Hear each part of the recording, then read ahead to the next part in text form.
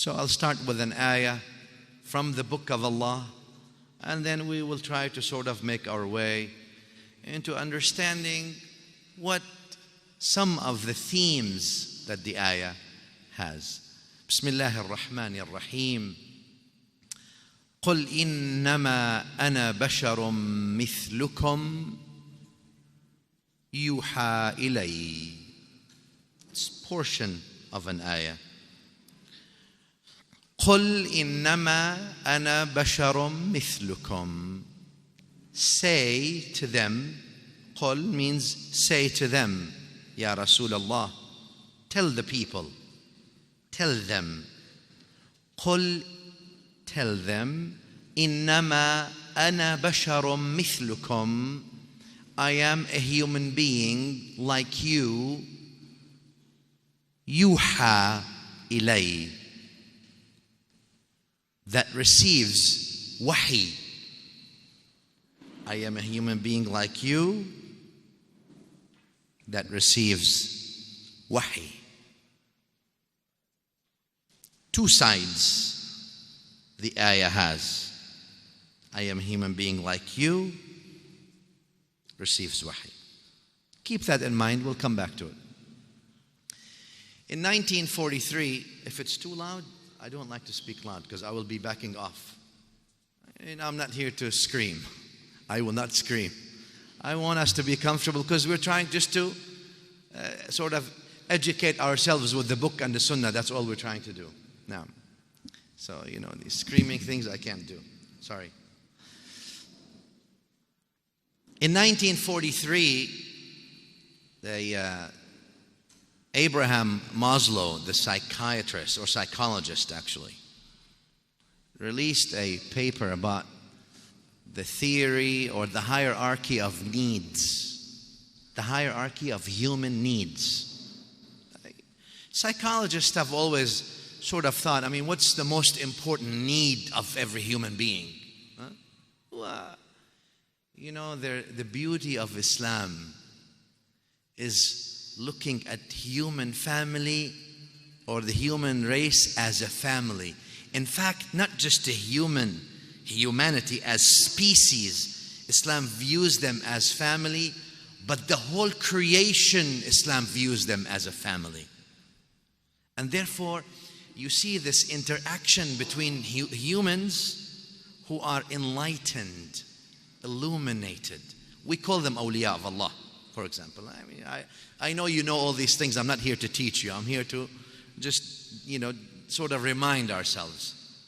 You see interaction with the rest of the family of creation. We may be different backgrounds, different colors, different ethnicities, but at the end of the day, we are one people. And Nabi sallallahu alayhi wa alihi wa sallam reminds us in what Al-Hakim narrated in Al-Mustadrak or others. Well, hadith inshallah ta'ala reaches the level of Hasan لغيره, where he said, كلكم لآدم وآدم من تراب. All of you belong to Adam. Adam is from clay. All of you are one. Anyway, just on the way. Psychologists to people who thought on mystics or other people, they wanted to see what is the basic human need that captures the quest of every human being. What is it? What is so? Abraham Maslow in 1943, he went and he released that pyramid, very famous to the psychologists.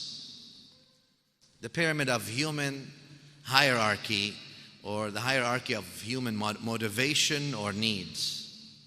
And he put the very first thing, self-actualization. The human being. On the top of the pyramid, people want to seek self-actualization. You see that. Many people sometimes, they want to seek self-actualization regardless of the cost. It's me, even if everything else is destroyed. Doesn't matter. More money, more money. Halal, haram, right, wrong, whatever, it doesn't make any difference. Actualization. Then he said esteem. The second level, he put esteem.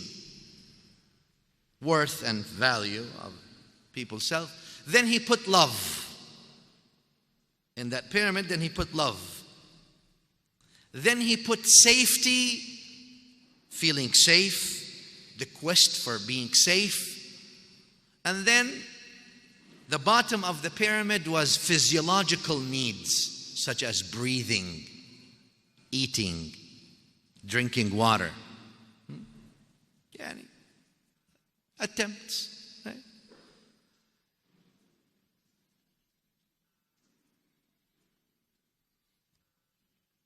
When we look at Islam and the teaching of our Prophet sallallahu ta'ala alayhi wa ala alihi wa sahbihi wa sallam, we see the pyramid differently. How so? We see that the human need of love is actually the top of the pyramid, not in the middle of the pyramid. In fact, loved and loving, yani receiving love and giving love. The importance of love is so essential in the human need, it is not to be toyed with.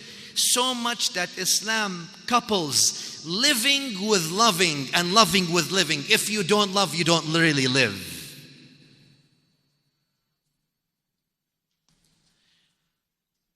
In the actual sense, what does that mean? You see, because life is not determined by, as maybe Abraham Maslow would go to say, breathing and drinking and eating. You see, Islam views life at a higher level because also chickens share that kind of breathing and drinking water and making up a family and building a nest and going to work every day to feed the little family of chickens. And chickens also walk on 2 feet, if you're wondering. I mean, you know, so I know you know that.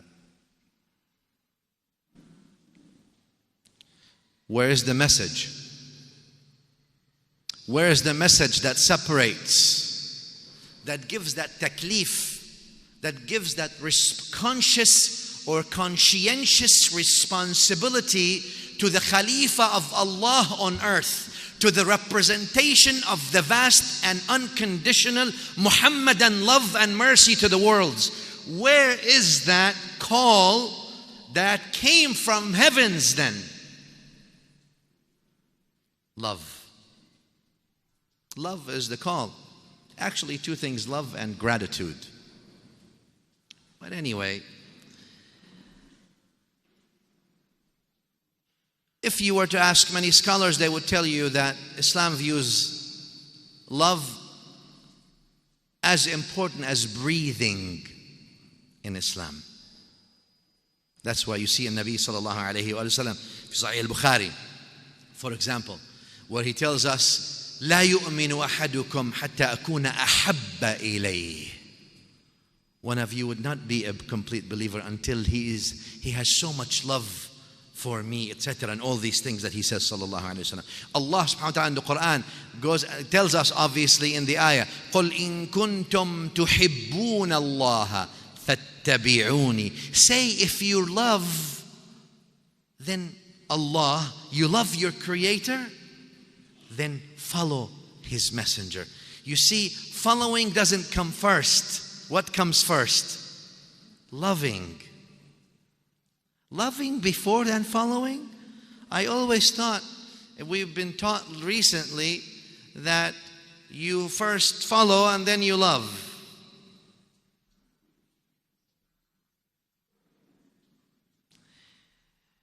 If you don't love, you can't really follow. You may follow out of fear. You may follow out of desire to gain something. But you can never truly follow unless you love. Love, basically, my dear beloved brothers and sisters, love is actually life. Life.